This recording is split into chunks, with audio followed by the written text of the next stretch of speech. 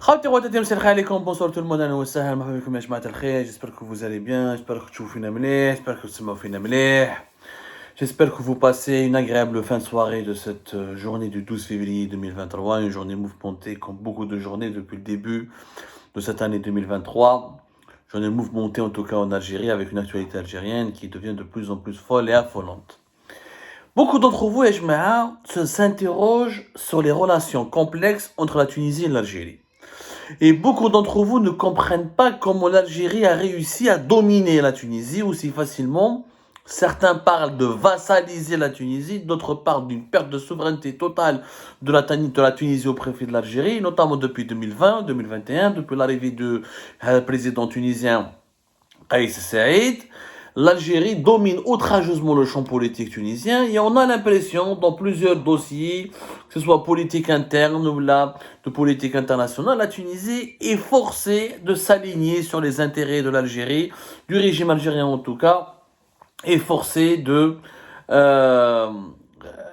rester un petit peu loyal à l'égard de l'Algérie et qu'il y a une ligne de conduite dictée par Alger. Et si les dirigeants tunisiens s'écartent de cette ligne de conduite, ils subissent les foudres du régime algérien et les dégâts sont assez conséquents. Chef d'Affaires Amir Aboualaoui, qui a coûté la tête à le chef de la diplomatie tunisienne, qui a été limogé. Chef Kais Saïd et ses différentes visites en Algérie depuis 2020 jusqu'à aujourd'hui, 2021, jusqu'à 2023. Les accords entre les deux pays. L'Algérie qui a apporté pas mal de financement.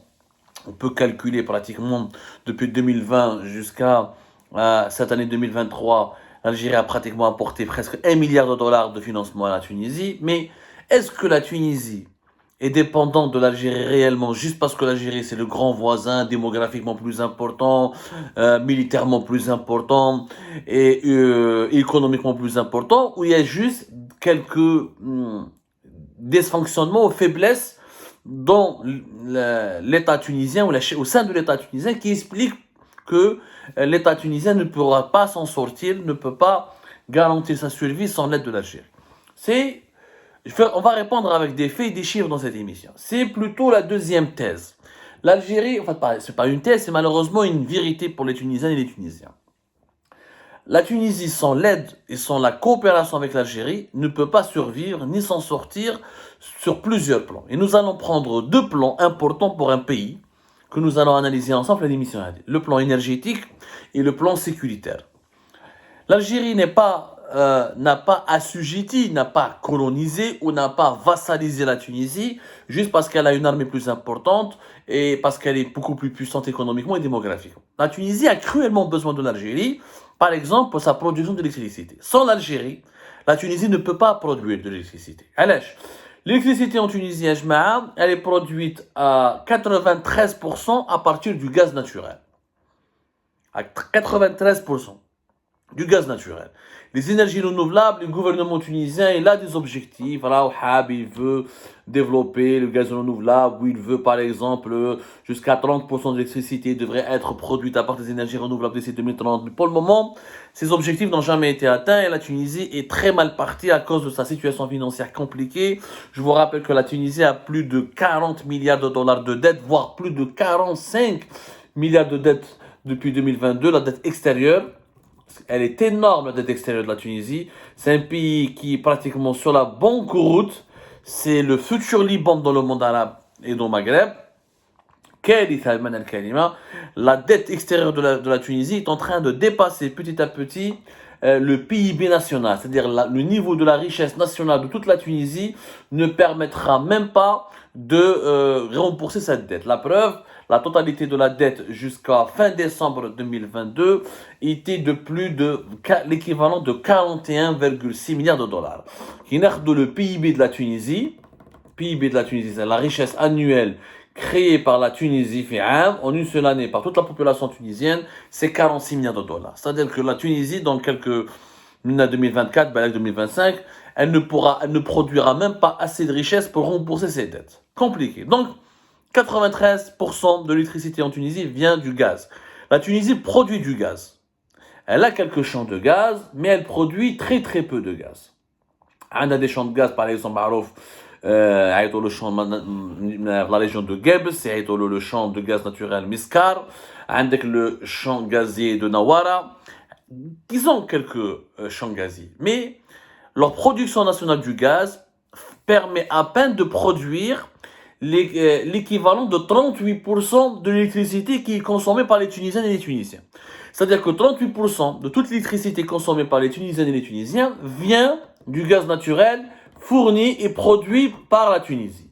Le reste, il y en a presque 62%, entre, et alors, 30 et 62%, c'est une moyenne. Il y a la moyenne annuelle. Des fois, la Tunisie a besoin beaucoup de gaz qui vient de l'Algérie. Je rappelle, la Tunisie, c'est une population de 12 millions et quelques, presque 13 millions de Tunisiennes et de Tunisiens. C'est quand même le double de la Libye, par exemple, 6 millions et quelques. Le gaz algérien permet de produire plus de 62% des besoins de la Tunisie en électricité. C'est-à-dire que les besoins en production d'électricité de la Tunisie sont satisfaits à hauteur de plus de 60% par du gaz qui est fourni par l'Algérie.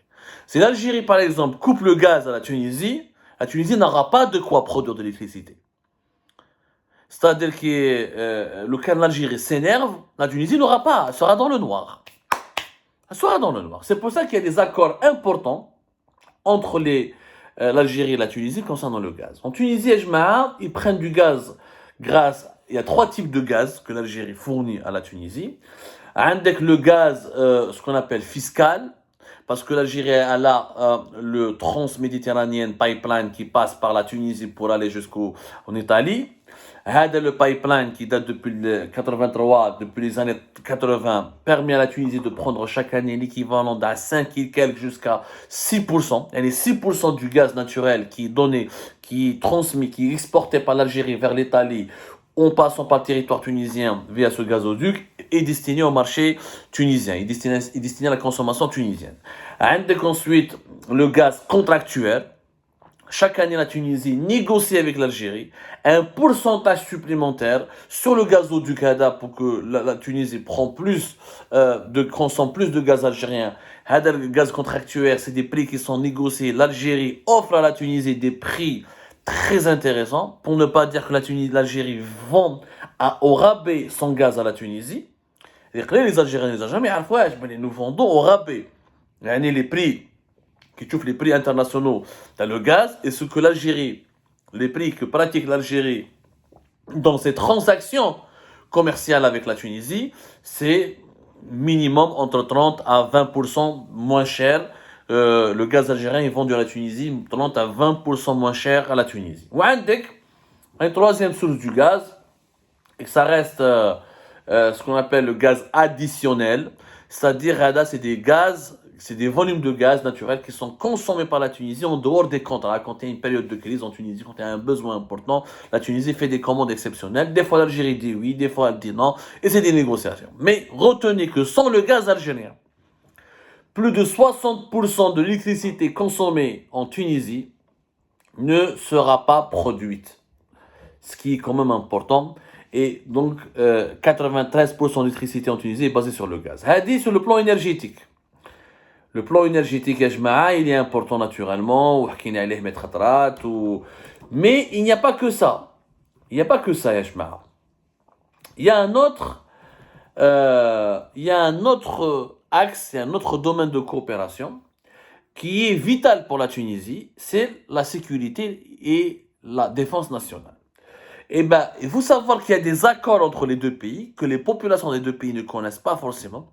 Très peu de Tunisiennes et Tunisiens sachent ou là sont au courant ou là sont conscients des accords qu'il y a avec l'Algérie, et très peu d'Algériens et d'Algériens sont au courant ou là sont conscients de la profondeur des liens qu'il y a entre les deux pays. L'armée algérienne, carrément, a des accords qui lui permettent de protéger la Tunisie.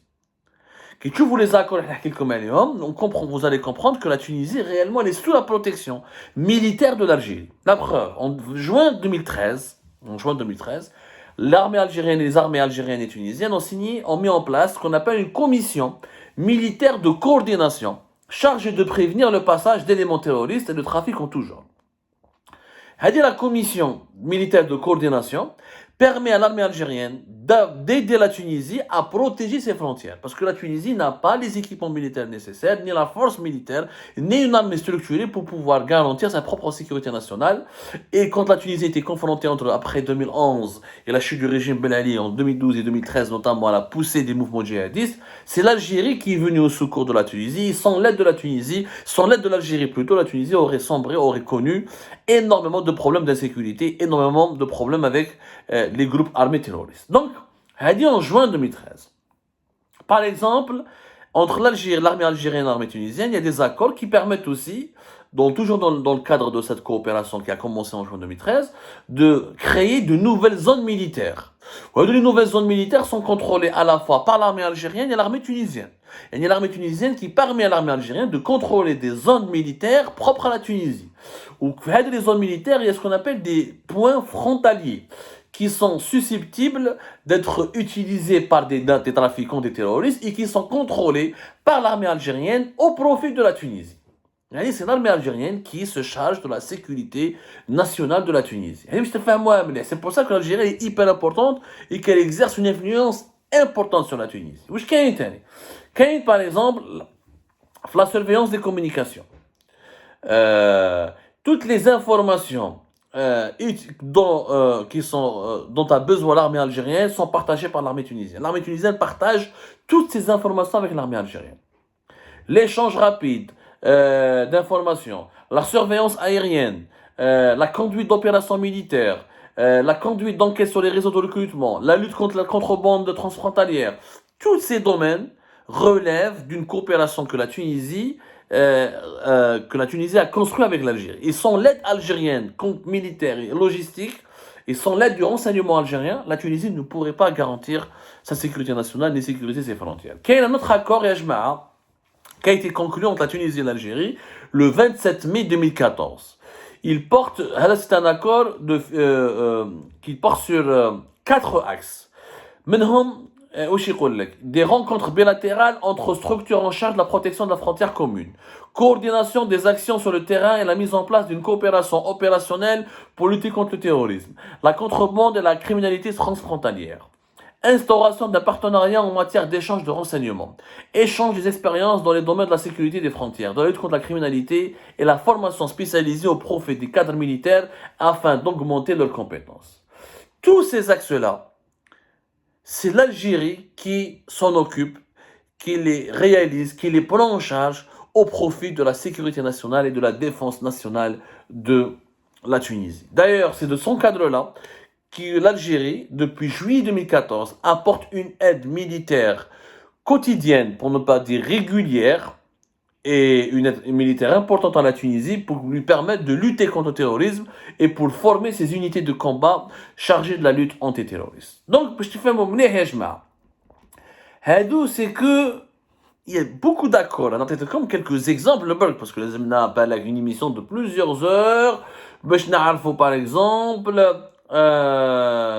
comment l'Algérie aide et s'occupe et prend en charge les frontières, la sécurité, les aspects de coopération militaire avec la Tunisie. C'est comme un exemple. Par exemple, selon plusieurs sources concordantes, entre 7 000 à 12 000 soldats tunisiens ont été formés par l'Algérie pour être ensuite déployés tout au long de la frontière entre l'Algérie, la Libye et la Tunisie, pour permettre à la Tunisie de se protéger et de lutter contre les menaces terroristes ou les menaces de groupes armés. Donc, les chiffres, quand on analyse ensemble les chiffres que je vous ai donnés et les accords que nous avons évoqués et l'ampleur et la profondeur des relations algéro-tunisiennes, on constate aisément qu'il y a une dépendance de la Tunisie vis-à-vis de l'Algérie. Et cette dépendance s'explique, elle est logique. Tunisie, petit pays, face aux grands voisins, il a besoin du gaz algérien, il a besoin de l'armée algérienne pour protéger sa sécurité nationale, et il a besoin du gaz algérien pour avoir l'électricité. La base, l'énergie primaire, c'est l'électricité. Sans électricité, il n'y a pas de production, il n'y a pas d'économie, il n'y a pas de tourisme, il n'y a pas d'agriculture, il n'y a pas de vie tout court. Un pays ne peut pas fonctionner sans électricité. C'est pour toutes ces raisons que la Tunisie est ultra dépendante de l'Algérie. Et c'est dans ce contexte-là que les dirigeants tunisiens n'ont jamais essayé de trouver des alternatives pour s'émanciper de l'emprise de leur dépendance vis-à-vis de l'Algérie. La Tunisie n'a pas cherché d'autres sources de fourniture de gaz, par exemple, n'a jamais cherché à nouer des coopérations sécuritaires avec d'autres États. La Libye, elle est en guerre civile, ravagée, donc avec la Libye, c'est catastrophique. Karitha, la situation sécuritaire là-bas, donc la Tunisie a besoin de se protéger davantage de la Libye que d'aider la Libye à se protéger. La Tunisie, elle est coincée entre la Libye et l'Algérie. Elle a des accords de coopération avec des puissances européennes ou occidentales, comme les États-Unis d'Amérique ou la France. Mais le plus important du soutien militaire provient de l'Algérie. Et la Tunisie n'a pas cherché à se diversifier, ni à diversifier ses partenaires. Parce que la loi de la proximité géographique, parce que le conflit libyen, parce que les problèmes économiques de la Tunisie ont fait en sorte que la Tunisie regarde toujours du côté d'Alger et de l'Algérie. Hamlik les éléments à la fois énergétiques, militaires et sécuritaires qui expliquent la forte dépendance de la Tunisie vis-à-vis de l'Algérie. Cette dépendance, elle va encore se renforcer dans les années à venir. Parce que la Tunisie, elle sera de plus en plus incapable de payer son gaz, ailleurs, d'acheter du gaz ailleurs, alors que l'Algérie, c'est le seul pays qui peut lui fournir du gaz à bon marché, du carburant. On estime que les carburants qui viennent d'Algérie sont à plus de 30 et 40% du marché des carburants de la Tunisie. Les carburants algériens représentent, selon certaines sources, de 30 à 40% de tous les carburants consommés par les automobilistes tunisiens. Zid les accords de défense